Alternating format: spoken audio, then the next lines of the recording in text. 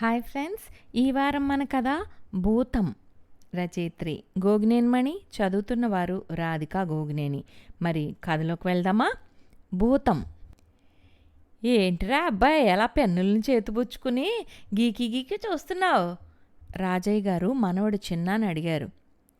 ఈవేళ పరీక్ష ఉందిలే తాతయ్య, అందుకని ఏ పెన్ను బాగా రాస్తుందోనని చూస్తున్నా అన్నాడు.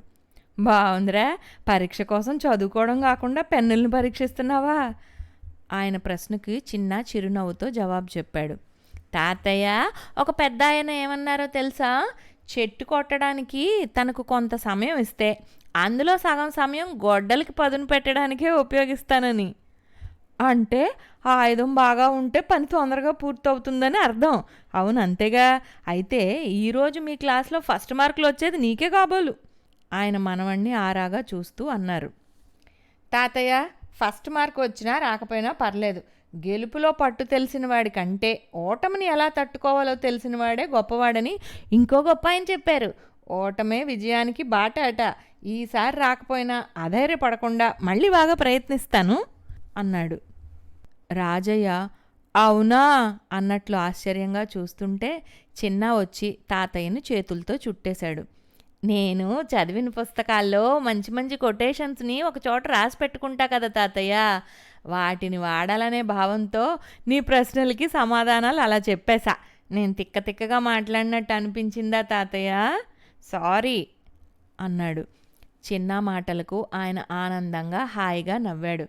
సారీ ఎందుకురా, అలా కొటేషన్స్ రాసి పెట్టుకోవడం చాలా మంచి అలవాటు.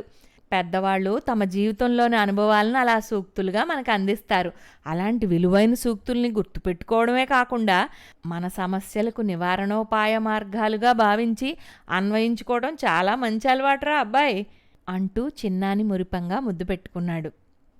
ఏంటి నాన్న ఆలోచనలో పడ్డావు? కూతురు ఉషా మాటలకు ఉలిక్కిపడి ఆలోచనల నుండి బయటపడిన రాజయ్య నిట్టూర్చాడు. నేను క్రిందటిసారి వచ్చినప్పటి చిన్న మాటలు గుర్తుకొచ్చాయిలే. ఈ మధ్యలో వచ్చిన మార్పు గురించి ఆలోచిస్తున్నానమ్మా అన్నాడు. ఉషా అదేం పట్టించుకోకుండా హుషారుగా చెప్పింది.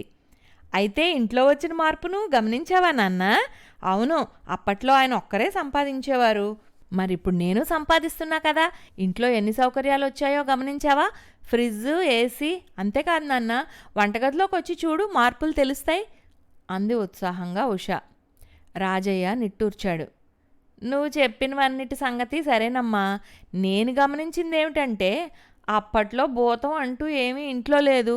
ఇప్పుడు దాని ప్రభావం బాగా కనిపిస్తోంది. అంటే ఏమిటి నాన్న? ఉషా కొంచెం భయంగా చూసింది. మునుపు నేను వచ్చినప్పుడు ఇంట్లో అంతా ఎంతో ఆహ్లాదకరమైన వాతావరణం ఉంది. ఇప్పుడు మార్పు కొట్టొచ్చినట్లు కనపడుతోంది. నేను చెప్పే మార్పు ఇంట్లోకి కొత్తగా వచ్చిన ఫర్నిచర్ లాంటి వస్తువుల గురించి కాదమ్మా, మనుషుల గురించి. తండ్రి మాటలకు భయంగా చూస్తూనే ఉషా మళ్ళీ అడిగింది. నాన్న, నీకు భూతం కనిపించిందా? చిన్న రాత్రి వేళల్లో నిద్రలో ఉలిక్కి పడుతూ దెయ్యం భూతం అంటూ వణుకుతూ మధ్యరాత్రి లేచి మా గదిలోకి వచ్చి పడుకుంటున్నాడు. అంటే వాడికి కనిపిస్తూ ప్రభావం చూపిస్తోందన్నమాట, అంతేగా? వాడిపై భూతం ప్రభావం బాగా ఉందమ్మా. క్రిందటిసారి నేను వచ్చినప్పుడు తను చదివిన పుస్తకాల్లోని కొటేషన్స్ చెప్తూ ఎంత చక్కగా కబుర్లు చెప్పాడో. ఈరోజు చూడు అంటూ రాజయ్య మళ్ళీ పెద్దగా నిట్టూర్చాడు. ఈవేళ అంటే పరీక్ష హడావిడిలో ఉన్నాడులే నాన్న, అందుకే ఆ హడావిడిలో నీతో సరిగ్గా కబుర్లు చెప్పే టైం ఉండుండదు అంది ఉషా సంజాయిషిగా. కాదమ్మా, క్రిందటిసారి పరీక్ష ఉంది కదా. నిన్న సాయంకాలం స్కూల్ నుండి రాగానే నన్ను చూసి నేను దగ్గరకు రమ్మన్నట్లుగా నవ్వుతూ చేతులు చాపినా కూడా పట్టించుకోకుండా తన గదిలోకి వెళ్ళిపోయి ఆ భూతాన్ని కావలించుకున్నాడు. ఉషా తండ్రి మాటలకు అదిరిపడింది. ఏమిటి నాన్న నువ్వు అంటున్నది? భూతాన్నా? నువ్వు చూసావా? వాడిని ఆ భూతం బాగా పూర్తిగా వశపరుచుకుంటే మిమ్మల్ని ఇద్దరినీ కొంచెంగా మాత్రమే వశపరుచుకుంది. అందుకే నువ్వు నాతో ఇంకా ఇలా నింపాదిగా మాట్లాడగలుగుతున్నావు. ఆఫీస్ నుండి రాగానే అల్లుణ్ణి చూడు, అతను అంతే, దాన్నే చేతిలో పట్టు కూర్చుంటున్నాడు. రాజయ్య నిట్టూరుస్తూ అన్న మాటలకు ఉషా పకపక నవ్వుతూ, నువ్వు అంటున్నది సెల్ ఫోన్ గురించా నాన్న? అబ్బా, ఇంకేమిటో అనుకుని ఎంత బెదిరిపోయానో అంది. అవునమ్మా, సెల్ ఫోన్ అనేది కొంతమందికి చాలా మంచి భూతంలా ఎన్నో పనులు చేసి పెడుతుంది. వినోదాన్ని, విజ్ఞానాన్ని కూడా కలిగిస్తుంది. కానీ కొంతమందిని, ముఖ్యంగా పిల్లల్ని వ్యసనపరులుగా, బానిసలుగా మార్చేస్తోంది అన్నాడు రాజయ్య. ఉష నిట్టూర్చింది. ఎవరెన్ని చెప్పినా గాని నాన్న, ఈ సెల్ ఫోన్ ఉండటం వల్లనే పిల్లాడి పని, ఉద్యోగంలో నా పని కొంచెం సులువుగా సాగిపోతోంది. అవునమ్మా, మీరిద్దరూ ఆఫీసుల నుండి అలసిపోయి వస్తారు. ఇంట్లోనూ పెద్దవాళ్ళెవ్వరూ లేరు. మీ ఇద్దరూ చెరో చోట ఫోన్ పట్టుకుని విశ్రాంతిగా కూర్చుంటే స్కూల్ నుండి వచ్చినవాడు కూడా అదే పద్ధతిలో ఉంటాడు. ఇద్దరు ఉద్యోగాలు చేయడం వల్లనే మీ కుటుంబానికి ఆర్థిక భద్రత, సౌకర్యాలు ఏర్పడిన మాట నిజమే. అలాగే పిల్లాడు కూడా చాలా మార్పుకు లోనయ్యాడు.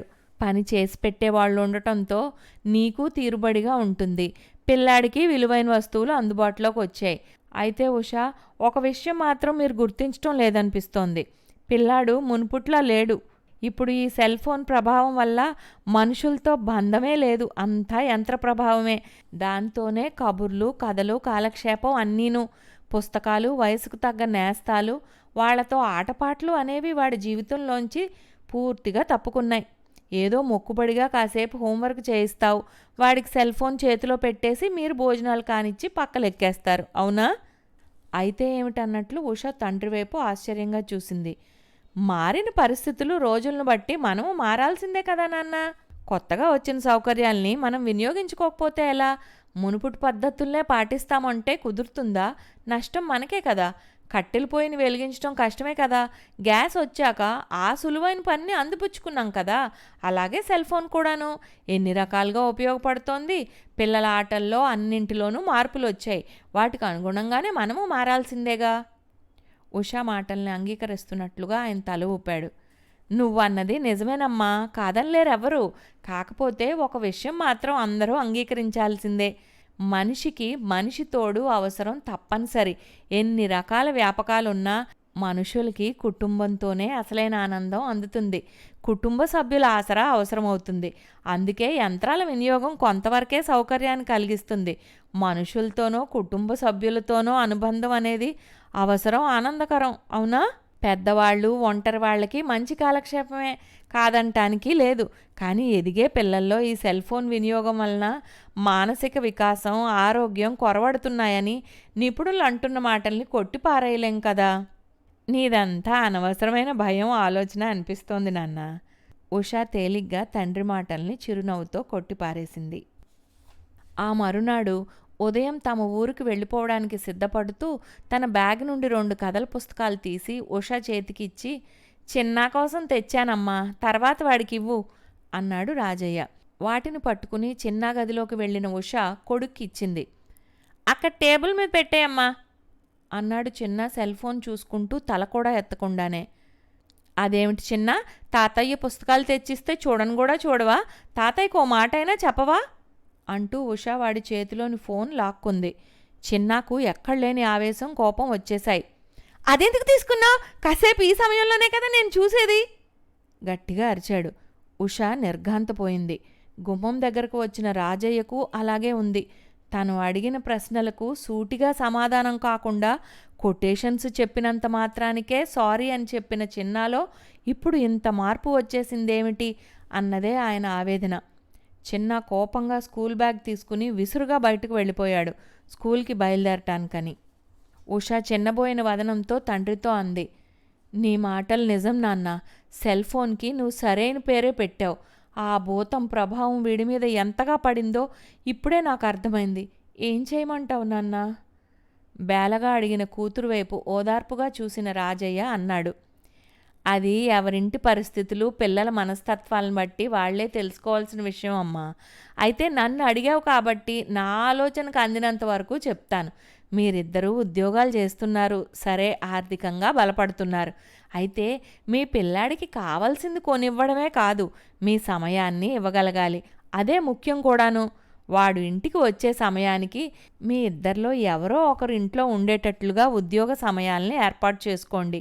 అప్పుడు వాడు స్కూల్ నుండి రాగానే సెల్ ఫోన్తోనే కాలక్షేపం అన్నట్లుగా, దానికోసమే ఇంటికి వస్తున్నట్లుగా కాకుండా మీతోనూ గడపగలగటం బాగుంటుంది. మునుపుట్లా మార్పు వస్తుందనిపిస్తోంది. చుట్టుపక్కల ఉండే పిల్లలతో స్నేహం, వాళ్ళతో ఆటపాటలు చాలా ముఖ్యమే. సెల్ ఫోన్తో కాలక్షేపానికి కొంత సమయం వేరేగా కేటాయించి అది అమలయ్యేటట్లుగా మీరే చూడాలి. పనులన్నీ పనివాళ్లకు వదలటం కాకుండా కొన్ని చిన్న చిన్న పనులు మీరు చేస్తూ వాడికి సాయం చేయాలని పురమాయించండి.